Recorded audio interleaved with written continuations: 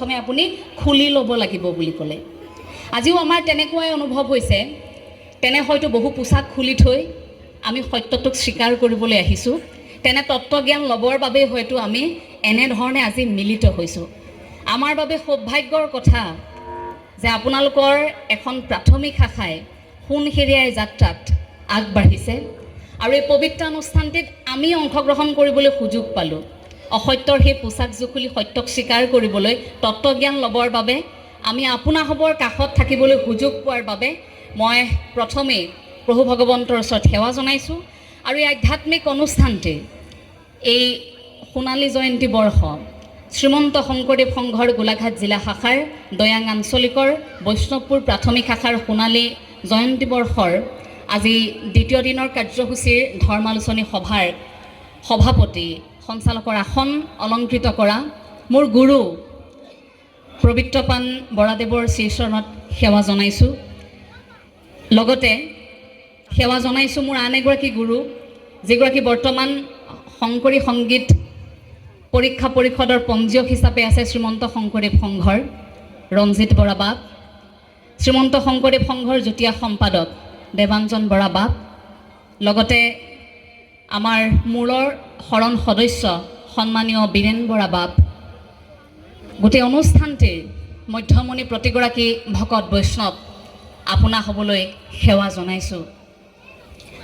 আৰম্ভণিতে ৰঞ্জিত বৰা বাপে ছাৰে উল্লেখ কৰিছিল আমাৰ কথা যে কেনেকৈ প্ৰশিক্ষণ গ্ৰহণ কৰিছিলোঁ। তেতিয়া অকণমান মনুষ্যৰ শ্ৰেষ্ঠ ধৰ্ম এহি মানে মাত্ৰ দেখিও বিচাৰি মহা ভাগৱত শাস্ত্ৰ। ভাগৱত শাস্ত্ৰভাগী শ্ৰৱণ কীৰ্তন যদি উত্তম বুলি আমি অনুভৱ কৰিছোঁৱেই, তেন্তে এলাহ কিয়? সেই অকণমান মাত্ৰ সাহস আমাক লাগে যে তাত কোৱা কথাখিনি আপোনাৰ মোৰ ব্যক্তিগত জীৱনত এতিয়া কেনেকৈ প্ৰয়োগ কৰোঁ। যদি সত্যযুগ, ত্ৰেতাযুগ, দ্বাপৰ যুগ, কলি যুগ, এই চাৰিটা যুগৰ আপুনি তুলনা কৰে, আটাইতকৈ সহজ ঈশ্বৰমুখী যাত্ৰাত যাবলৈ কলি যুগটোৱে। কাৰণ তাতে ধ্যানৰ কথা আছিল, পূৰ্বতে যজ্ঞৰ কথা আছিল, পূজাৰ কথা আছিল। মই পূৰ্বতে কৈছোঁ যে আমাৰ ঈশ্বৰে তেজ নিবিচাৰে, গতিকে আমাৰ বাবে সুবিধা, আমাৰ ঈশ্বৰে কেৱল এই হৃদয়খনহে বিচাৰিছে। এই কলি যুগত কেৱল নাম ধৰ্মহে শ্ৰেষ্ঠ। সেই নাম লোৱাৰ লগে লগে আপুনি ঈশ্বৰ প্ৰাপ্তিৰ যাত্ৰাটোত যাব পাৰে। গতিকে তাত আপোনাৰ মোৰ এলাহ কিয়? সেই অসমীয়া মানুহৰ এলাহটো এতিয়া এৰিবৰ হ'ল। সমালোচনা মাজে মাজে কৰাৰ প্ৰয়োজনীয়তা আছে। সমালোচনাবোৰ কৰিলে ৰাইজে বেয়া পাব নালাগে। মাতটো অকণমান মোৰ খহটা বাবে কথাবোৰ এনেকুৱা হয়, মানুহে ভাবে বৰ অহংকাৰত কৈছোঁ। কথাবোৰ অহংকাৰত কোৱা কথা নহয়, এয়া এগৰাকী অসমীয়া জীয়ৰীৰ মনৰ কথা। আৰু মই অলপ ভংভঙীয়া সৰুৰ পৰা, মোৰ স্বভাৱগত এইটো বৈশিষ্ট্য, সেইবাবেহে কথাবোৰ এনেকুৱা হয়। গতিকে সামাজিক মাধ্যমত যিহেতু ভিডিঅ'বোৰ এতিয়া কৰি থকা হৈছে, গতিকে এইসকলে ভাবিব নালাগে যে এওঁ বৰ অহংকাৰী, হাতত মাইক্ৰফোনটো লৈ কেৱল মাত্ৰ পৰামৰ্শ দি ফুৰে। আকৌ কৈছোঁ, এইখিনি পৰামৰ্শ নহয়, এইখিনি আপোনাৰ মোৰ উপলব্ধিৰ কথা।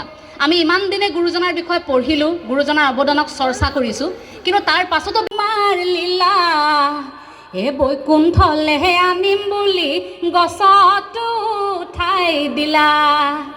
তাৰ তলৰ পৰা ভাবিছোঁ মোৰ নামতি দেখোন, নামতি কি গাইছে ওপৰত, বোলে কিনো তোমাৰ লীলা প্ৰভু, কিনো তোমাৰ লীলা হে বৈকুণ্ঠলেহে আনিম বুলি গছতো উঠাই দিলা। ৰাইজে ভাবিছে আয়ো আমাৰ নামতি কিবা এটা গাইছে দেখোন, বোলে কি কিনো তোমাৰ লীলা প্ৰভু, কিনো তোমাৰ লীলা বৈকুণ্ঠলে আনিম বুলি গছত উঠাই দিলা। নামতি কোনোবাই গছত উঠালে, নমাই আন। লগে লগে নমাই আনিছে গাঁৱৰ ৰাইজে। কি হ'ল দেখি, নামতিয়েতো এনেকুৱা কাম নকৰে। লগে লগে নামতিক নমাই আনি পানী দুনি খুৱাই বোলে কি হ'ল, নামতিয়ে আৰম্ভ কৰিছে, বোলে কালি শুই আছিলোঁ, শুই থকাৰ সময়তে বগা সাজ পৰিহিত আহিল নহয় বাপ। প্ৰভুৱে বোলে ব'ল আহা, দুই বৈকুণ্ঠৰ পৰা আহোঁ। মই বোলো নাযাওঁ প্ৰভু, মোৰ কাম আছে, কাইলৈ টকা কেইটামান যোগাৰ কৰিব লাগে। হেই মই ৰথ লৈ আহিছোঁ, তুমি আহা, মই সাউতকৈ তোমাক বৈকুণ্ঠৰ পৰা ফুৰাম আৰু তোমাক লৈ আহিম। মই মনা নাছিলোঁ, লগে লগে মোক ৰথত উঠাই আনিলে। ৰথখন মই মন কৰিছোঁ লাহে লাহে দেখোন ওপৰলৈ গৈ আছে। তাৰ পাছতহে মন কৰিছোঁ ওপৰতো ৰথখন লাগি ধৰিছে, তললৈ চাইছোঁ, তলত আপোনালোক। চাওকচোন বাৰু এনেকুৱানো কৰিব লাগেনে? ৰাইজে ভাবিছে আয়ো দেহি আমাৰ নামতিয়েতো এনেকুৱা কাম নকৰে। তাৰ পাছত নামতিয়ে সেইখিনি সময়ত কি কৰিছে যে ৰাইজক যিহেতু এই কথাষাৰ ক'লোঁ, কিন্তু মই সঁচা কথা এটাও কৈ দিয়াই যাওঁ। অকণমান টকাৰ যোগাৰ কৰিব পৰা নাই, গতিকে মই দুশ্চিন্তাত পৰিছোঁ। ৰাইজে তেতিয়া বোলে আৰে নামতে বিপদত পৰিছে, আমি সহায় নকৰিম, আমাৰে নাম গুণ গাই তেওঁ আমাক বিপদে আপদে সহায় কৰে, গতিকে সেইগৰাকী নামতীক সহায় কৰাৰ দায়িত্ব আমাৰ। লগে লগে কি কৰিছে, নামতীক সকলোৱে 10 টকা 20 টকা যিয়ে যেনেকৈ পাৰে টকা দি বিপদটোৰ পৰা উদ্ধাৰ কৰিলে। নামতী সেই বিপদটোৰ পৰা উদ্ধাৰ হ'ল। উদ্ধাৰ হোৱাৰ লগে লগে সকলোৱে ভাল পাইছে। নামতীয়েও তেতিয়া উপলব্ধি কৰিছে যে আজি যদি মই সত্যটোক স্বীকাৰ কৰি এই কথাখিনি কৈ নিদিলোহেঁতেন, হয়তো মোৰ অন্তৰ শুদ্ধি নহ'লহেঁতেন। মই যে চুৰি কৰিবলৈ আহিছিলোঁ এই কথাটোত ঈশ্বৰে মোক সহায় নকৰিলে, কাৰণ ঈশ্বৰৰ মই গুণানুপাপেও প্ৰতিবাদী এটি কবিতা, আচলতে কবিতাটোক বুজিবলৈ অকণমান সময়ৰ প্ৰয়োজন, তথাপিও অনুৰোধটো ৰক্ষা কৰি তেখেতলোকলৈ সেৱা জনাই মই কবিতাটি বাৰু অকণমান মই পাঠ কৰিবলৈ চেষ্টা কৰিম। মই শেষত কথাখিনি শেষ অংশলৈ আহিছোঁ, কাৰণ মই যদি বহু দীঘলীয়াকৈ কথা কৈ থাকোঁ আপোনালোক ভাগৰুৱা হ'ব, কাৰণ আমাৰ অনিল তাঁতী বাপগৰাকী আহিছে, গতিকে 2জন নিৰ্দিষ্ট বক্তা ৰখাৰ বাবে ভাল হৈছে যে এতিয়া ভাগ বতৰা কৰি এতিয়া গ্ৰহণ কৰিব পাৰিব কথাখিনি। এতিয়া আমিতো একেবাৰে কনিষ্ঠ, আমাৰ একেবাৰে অভিজ্ঞতা সীমিত, খুব সীমিত জ্ঞান, গতিকে হয়তো আমাৰ পৰা 2-এটা কথা আপোনালোকে গ্ৰহণ কৰিব নোৱাৰিলেও তেখেতৰ পৰা যে গ্ৰহণ কৰিব পাৰিব সেয়া কিন্তু নিশ্চিত। গতিকে ইয়াৰ পৰা উভতি যাওঁতে আপোনালোকৰ মনৰ টোপোলাটোত তেখেতৰ 2-এটা কথা কিন্তু আপোনালোকে কঢ়িয়াই নিব পাৰিব। গতিকে আয়োজক সমিতিক মই কৃতজ্ঞতা জনাইছোঁ। দায়িত্বটো এবাৰ অকলে নিদি 2জনক দিয়া হৈছে, গতিকে তেখেতৰ পৰা সেই 2-এষাৰ কথা আমিও শুনিবলৈ বা শিকিবলৈ সুযোগ পাম। আৰু বৰা ছাৰৰ সৈতে অনুষ্ঠানত থাকিলে প্ৰতিটো মুহূৰ্ততে কথা শিকিবলৈ সুযোগ পাওঁ। মোৰ এনেকুৱা লাগে যে প্ৰশ্ন শেষ হৈ যাব, ছাৰৰ চাগে উত্তৰ শেষ নহ'ব। যি সোধোঁ কেনেকৈ প্ৰতিটো কথাৰ উত্তৰ থাকে, মই আচৰিত হওঁ এই মানুহজনৰ। সেই কথাখিনিয়েই আমাক কবিতাটিয়ে মই অকণমান পাঠ কৰি দিবলৈ লৈছোঁ।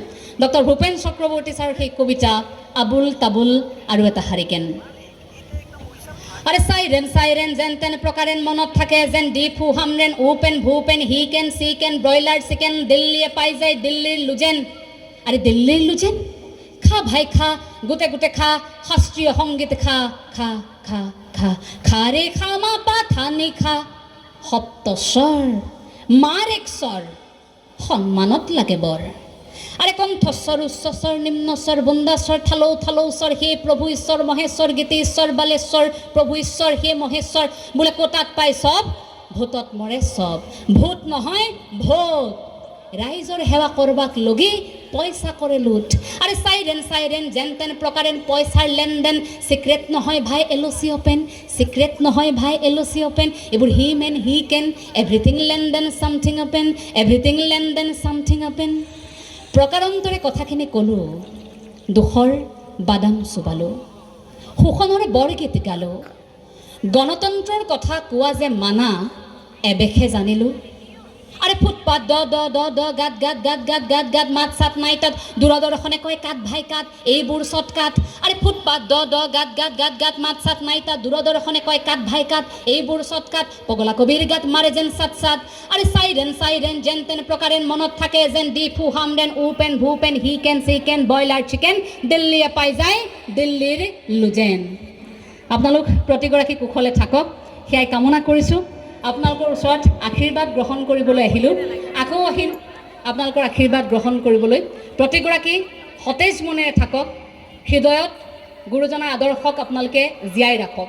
মহাপুৰুষীয় আদৰ্শত আছোঁ এই কথাষাৰ ক'বলৈ কোনেও লাজ কৰিব নালাগে, বৰঞ্চ বুকু ভিন্দাই কওক যে আমি মহাপুৰুষীয়া আদৰ্শৰে চলোঁ। আমি ভকত, যদি ডাক্তৰ বুলি চিনাকি দিব পাৰিছোঁ, যদি ইঞ্জিনিয়াৰ বুলি চিনাকি দিব পাৰিছোঁ, মই ডাঙৰ মানুহ বুলি চিনাকি দিব পাৰিছোঁ, ভকত বুলি চিনাকি দিবলৈও আপোনালোকে লাজ কৰিব নালাগে। শেষত আপোনালোকৰ শ্ৰীচৰণত সেৱা জনাইছোঁ। জগতগুৰু শ্ৰীমন্ত শংকৰদেৱ গুৰুজনা প্ৰভু ভগৱন্তৰ শ্ৰীচৰণত সেৱা জনাই, মহাপুৰুষ শ্ৰী শ্ৰী মাধৱদেৱৰ চৰণত সেৱা জনাইছোঁ। মোৰ গুৰু আকৌ উল্লেখ কৰিছোঁ প্ৰবৃত্তপান বৰা ছাৰ, গতিকে মোৰ গুৰুৰ চৰণত সেৱা জনাই মোৰ ক'বলগীয়া দুআষাৰ ইমানতে সামৰণি মাৰিছোঁ। কথাখিনি কওঁতে হয়তো অনেক ভুল হৈ যাব পাৰে, আকৌ কৈছোঁ মাতষাৰ টান, খহটা, ভংভঙীয়া মানুহ, ধাই ধাই কথাবোৰ কৈ যাওঁ এফালৰ পৰা।